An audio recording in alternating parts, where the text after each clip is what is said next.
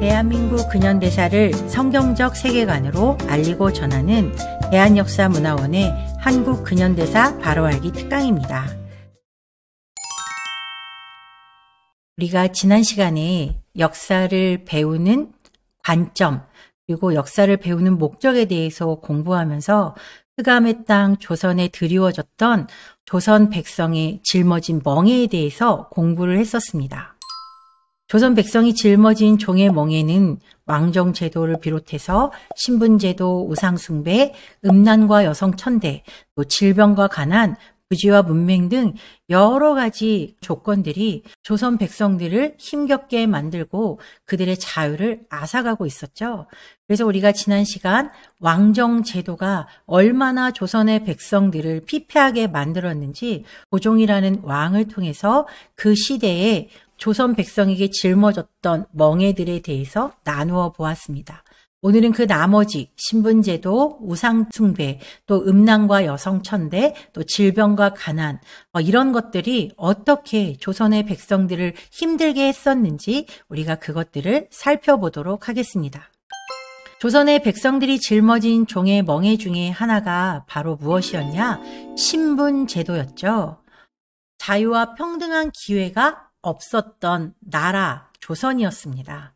지금 우리가 살고 있는 대한민국은 각 개인의 자유가 보장되고 무엇이든지 자기가 원하는 것에 대한 기회가 평등하게 보장되는 나라, 그것이 바로 대한민국입니다.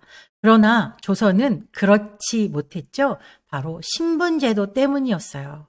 신분은 태어날 때부터 주어지는 것이기 때문에 그들 스스로 어떻게 바꿀 수도 없는 상황이었던 거죠.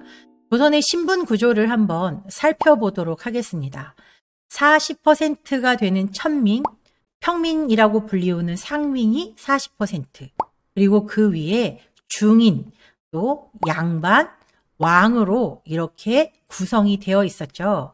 대부분의 국민들, 그러니까 백성들은 상민이나 천민에 속해 있었고 일부의 양반들에 의해서 나머지 계층이 다 통치를 받는 시스템이 바로 조선의 신분 구조였어요. 경국대전에 나와 있는 법에 따른 구조로 우리가 보자면 양천제라고 불리우는 이 구조에는 양인과 천민 이 두 가지로밖에 나누어지지 않았지만 실제 조선에서 이루어지고 있는 이 통용되는 신분 구조는 반상제였습니다. 이렇게 철저한 신분의 계급에 따라서 반상의 구분이 완벽했던 나라, 그게 바로 조선이었고 양반을 제외한 나머지는 자신의 권리를 주장하지 못하는 게 바로 조선의 시대였던 거죠. 양반은 조선 인구의 사실 10%밖에 되지 않았죠. 그들은 유교를 숭배하고 주자성리학을 신봉하는 사람들이었어요. 그냥 주자성리학이라고 하면 이 중국에서 내려오는 그 명나라 때부터 계속해서 이어져 있는 이 유교와 주자성리학을 바탕으로 하면서 그것들이 자신의 삶의 가장 큰 목적이자 삶의 기준이 되었던 사람들이 바로 양반이었죠. 그래서 그들은 관혼상제의 번거로운 규칙과 까다로운 예절을 지나치게 중요하게 생각하고 목숨보다 체면을 더 중요하게 생각했던 사람들이 바로 조선의 양반들이었어요. 관혼상제라고 하는 것은 성년식, 그다음에 혼인, 그리고 제사, 또 그다음에 장례 이런 것들을 의미하는 건데요. 이것을 위해서 온 집안의 재산을 다 동원해서 누구보다도 더 의리의리하게 이런 행사들을 치러내려고 했던 게 바로 조선의 양반이었죠. 사실 어찌 보면 이 조선 양반들이 가지고 있던 이런 체면 문화, 그것이 아직까지도 지금 대한민국 가운데 남아있다는 것이 안타깝게 느껴지죠. 또한 그들은 산홍공상이라고 하는 아주 형편없는 생각을 가지고 있었어요. 글을 읽는 선비가 최고의 높은 지위를 차지하고 그 다음에 농민, 공업, 상업 순으로, 그러니까 장사를 하는 사람들, 그런 지금으로 말하면 기업을 하는 사람들은 아주 천대를 받았던 게 조선시대였다는 거예요. 그러니까 공업과 상업이 발전하지 못하니까 나라가 발전을 할 수 없게 만들었던 거죠. 양반들의 이런 의식구조 때문에 조선은 가난해서 벗어나기가 힘든 구조가 될 수밖에 없었죠. 신분을 지나치게 강조하는 거예요. 그러니까 똑똑한 사람도 신분 때문에 그 어떤 것도 뛰어넘을 수 없는 그런 상황이 바로 조선시대였던 거죠. 상공업을 천시함으로 말미암아서 기술력이 발전하지 못하고 경쟁을 할 수가 없고 그러다 보니 나라는 점점점 쇠락할 수밖에 없었던 거죠. 더군다나 우리에게는 한글이라고 하는 아주 훌륭한 문자를 가지고 있었음에도 불구하고 한문을 중시하게 됐던 거죠. 경전의 교훈을 무조건적으로 수용하고 맹목적으로 고수하는, 진짜 그 삶을 살아내지도 못하면서 말로만 맹자왈 공자왈을 했던 사람들, 그리고 쉬운 한글을 놔두고 어려운 한문을 사용하는 그런 바보 같은 인생이 바로 조선의 양반이었던 거죠. 그들이 그렇게 했던 이유 중에 하나는 백성들이 글을 몰라야 자신들이 권력을 가지기 때문인 거예요. 그러니까 백성들이 무식해야 양반의 말을 듣게 되고 자신의 권리를 펼쳐 주장할 수 없게 되기 때문에 그러는 거죠. 만약에 모든 문서들이 다 한글로 기록이 되어 있다면 누구나 공부를 하고 누구나 지식들을 습득하기 때문에 양반의 말을 듣지 않을 게 뻔했기 때문에 이들은 이런 얕은 수를 써가면서 자신들의 권력을 유지하려고 했던 거죠. 19세기 후반에 양반들은 맹목적인 사대주의를 신봉했어요. 그래서 사실 이미 망하고 없는 명나라 황제를 숭배하는 만동묘라는 걸 만들어가지고 거기서 죽은 명나라 황제들을 숭배하는 그런 제사를 지냈던 게 조선의 양반들이었죠. 그런 이유로 왕의 왕권은 점점점 쇠락해가고 그냥 왕은 허수아비처럼 세워질 때가 훨씬 더 많았던 거예요. 더군다나 지금으로 말하면 정당이라고 이제 보면 되는 노론, 소론, 남인 이제 그런 여러 가지가 있었는데 노론이 그 조선 후기에 모든 정치 권력을 장악하고 있었던 집단이 바로 노론이었어요. 자신들이 권력으로 똘똘똘 뭉친 아주 이기적인 집단이 바로 노론이었죠. 그런 노론의 그런 거점이 됐던 게 바로 서원이었는데 이 서원의 폐단이 얼마나 심각했는지 이 서원에서는 세금도 떼먹고 또 사람들을 괴롭히는 일도 이 서원에서 비일비재하게 일어났었던 거죠. 이렇게 조선의 양반들이 하는 짓이라고는 그저 거드름을 피우면서 중국 명나라나 숭상하며 백성들을 힘들게 만들었던 존재들이 바로 조선의 양반들이었다는 거예요. 이사벨라 비숍이라고 하는 이 여인은 우리나라에 수차례 방문을 하면서 조선의 아름다운 풍광들 이제 그런 것들을 세계에 많이 알린 사람으로 이름이 나와 있었어요. 그러나 이렇게 조선을 아름답게 보고 있던 그녀의 눈에 아주 눈의 가시처럼 보였던 대상이 있었어요. 그게 누구였냐? 바로 양반이었죠. 그녀는 그의 책 한국과 그 이웃 나라들이라고 하는 책에 양반들에 대해서 이렇게 말하고 있어요. 양반이나 귀족들은 생업을 위한 아무 일도 하지 않는다. 양반들은 기생충이나 다를 바 없는 계급이다. 한국 관리들은 살아있는 백성의 피를 빠는 흡혈귀다 라고 말하고 있었다는 거죠. 정말 양반은 거드름이나 피울 줄 알았지. 그리고 자기 권리나 내세울 줄 알았지. 백성들을 위해서 무언가를 해주는 존재가 아니었다는 거죠. 사실 그들이 읽는 논어, 맹자 그런 거를 보면 백성들을 위해서 자기를 헌신하라는 얘기가 사실 수도 없이 많이 나옴에도 불구하고 글은 글이고 삶은 삶인 그런 이중적인 행태가 바로 조선의 양반들에게서 나타났다는 거죠.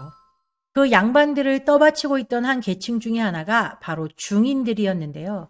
중인들은 서얼 출신. 그러니까 예를 들면 양반과 일반 백성 사이에서 난 자녀들을 우리가 서얼이라고 부르는데 그런 사람들이 주로였고 또 역관, 의관, 향리 같은 사람들이 중인의 계급에 속해 있었죠. 사실 지금으로 말하면 상당히 전문직이고 고위직이라고 이제 표현을 하죠.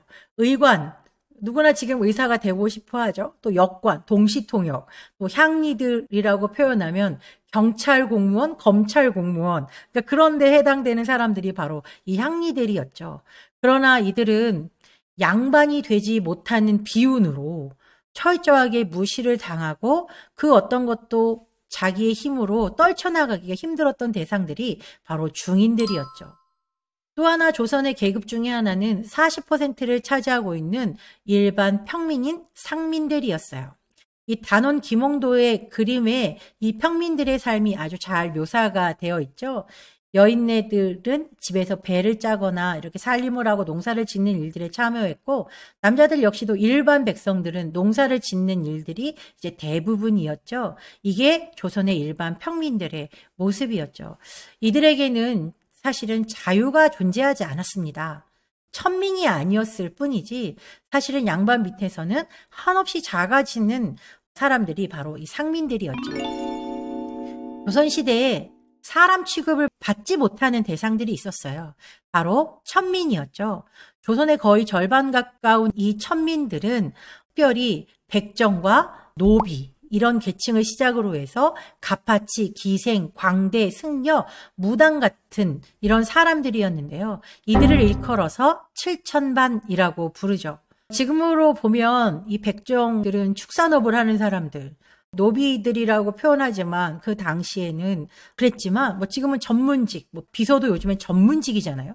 자기의 특성에 맞춰서 정말로 잘 뭔가를 할 수 있는 사람들, 신발을 만드는 갑파치, 또 광대, 지금으로 말하면 연예인 같은 대상들이죠. 그러니까 이렇게 사실은 재능도 있고 여러 가지 최선을 다해서 일하고 있는 이런 사람들이 사람 취급을 받는 게 아니라 철저하게 짐승 취급, 물건 취급을 받았던 게 조선의 천민들이었어요. 이들은 아무리 똑똑해도 어떤 기회를 갖지 못하는 대상, 사람에게 철저하게 무시당하는 대상이 바로 조선의 천민들이었죠. 특별히 노비들은 양반들의 재산에 불과하게 취급을 받았죠. 소 한 마리와 10명의 노비를 바꾸겠다. 그냥 물건 취급을 했다는 거예요. 그러니까 노비는 재산에 불과한. 그래서 만약에 주인이 이 노비가 무엇인가 자기 눈에 안 맞는 잘못을 했을 때 이 노비를 죽여도 내 재산이 충난 거지 죄라고 느끼지 않았던 게 바로 조선시대였다는 거죠. 이런 신분구조 속에서 조선은 절대로 발전하지 못하고 백성들의 고충만 점점점 심해갈 뿐이었어요. 또 조선의 백성들이 짊어진 종의 멍해 중에 하나는 가난과 질병이었습니다. 상공업을 천시했기 때문에 나라가 발전할 수 없고 모든 땅의 대부분은 양반들이 차지하고 있고 소작을 하는 상황. 그런 상황 속에서 일반 백성들이 온전하게 살아간다는 것은 사실 쉽지 않은 일이었고, 나라가 발전하지 못하고 여러 상황들이 현대적으로 바뀌지 않은 상황 가운데에서 사람들은 여러 질병 속에 시달리면서 점점점 힘든 생활을 살고 있었습니다. 이게 조선시대의 모습이에요. 조선 구한말의 모습이 이제 사진으로 담긴 건데, 수도시설 같은 거는 찾아볼 수가 없고 개인 우물을 가지고 있는 집도 거의 드물었기 때문에 이렇게 물을 길어다 나르고 또 허름한 집에서 살고, 아이들의 입성도 보면 어른이나 돼야 제대로 옷을 입고 다니고 아이들은 여름날 같은 때는 벌거벗고 다니는 게 그냥 예사처럼 보여지는 상황들이 바로 조선시대였죠. 병들도 얼마나 많은지 지금 우리가 한센병이라고 불리우는 문둥병 그런 것도 많았고, 또 각종 괴질, 전염병이 창궐했어요. 사실 조금만 위생적인 환경을 가지고 있었다면 얼마든지 개선할 수 있는 병들로 인해서 많은 사람들이 죽어가게 된 거죠. 그 당시에 이 천연두, 콜레라, 한센병, 피부병, 배앓이, 또 베이고 다친 상처, 이런 많은 것들이 조선의 백성들을 점점점 힘들게 만들었고 그들의 수명도 아주 짧게 했던 것이죠.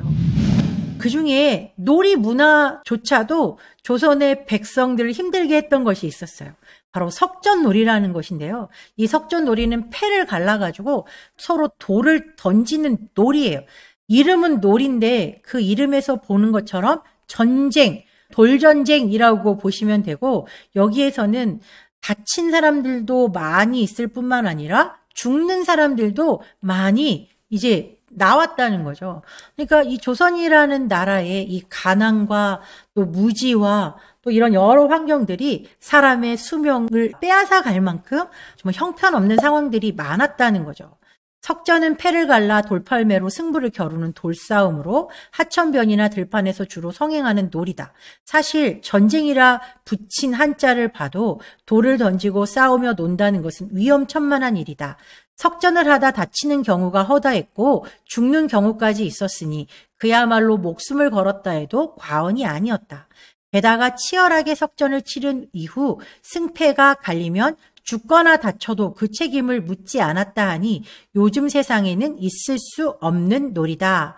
이게 1902년에 영국 잡지에 너무 신기해서 실린 장면이에요. 그러니까 이만큼 우리는 위생적으로도 문제였지만 문화적으로도 사람들이 수명을 길게 가지고 갈 수 없는 조건들이 조선시대에는 널려 있었다는 걸 우리가 알게 되는 것 같아요. 그만큼 백성들이 무지했고 또 제대로 알지 못했고 가난이 이어지면서 이런 악순환들이 계속 됐다는 거죠. 그러니까 조선시대에 이렇게 가난을 짊어지고 살았던 사람들의 이 아픔이 얼마나 컸을지. 그러나 반면 오늘 우리는 너무나도 놀라운 자유를 누리면서도 불구하고 자유로 인지하지 못하고 있는 것이 참 안타깝게 생각이 됩니다. 이게 어디냐면 지금 서울의 숭례문 앞 모습이거든요. 예전에 전차가 다니던 시대의 모습이에요. 근데 여러분 이 흑백으로 보이는 가운데 누렇게 보이는 것들이 많이 길바닥에 널려 있잖아요. 이게 바로 배설물들이죠. 짐승의 배설물들이기도 하고 뭐 사람의 배설물들이기도 하고 이 경성 시내바닥이 완전히 다 이렇게 오물로 가득 차 있었던 게 사실은 조선시대였거든요. 이런 환경에서 살다 보니 전염병들이 계속해서 창궐할 수밖에 없는 게 현실이었죠. 많은 전염병들의 대부분은 대변이나 소변을 통해서 우리에게 다시 전달되어 왔었기 때문에 지금은 이런 환경들이 우리가 다 수세식 화장실을 쓰고 손을 자주 닦고 그러는 생활 때문에 예전에 있었던 전염병들이 우리 지금 현대까지 미쳐오지 않고 있지만 예전에는 그런 환경 자체가 병에 걸릴 수밖에 없는 환경들이었다는 것을 우리가 감안하고 생각을 해보면 좋을 것 같아요.